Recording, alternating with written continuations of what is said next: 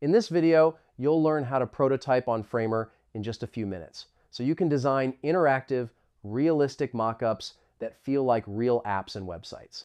First, go to framer.com and sign in to your account. Open your project or create a new one. Then start designing your screens using Framer's powerful drag and drop editor with full design freedom. Next, create the different screens your prototype needs.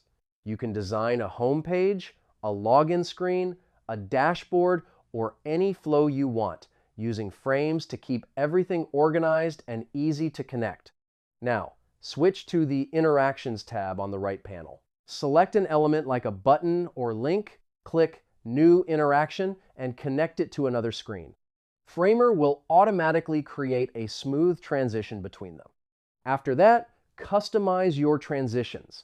Choose from effects like fade, push, flip, or magic motion, and adjust the timing and easing to make your prototype feel natural, polished, and truly interactive. Once your screens and interactions are connected, hit Preview to test your prototype live. You can click through every screen just like a real app, and even share a link so clients or teammates can try it on any device. And that's it. Your Framer prototype is now ready, interactive, and perfect for testing ideas, pitching clients, or showcasing your next big project.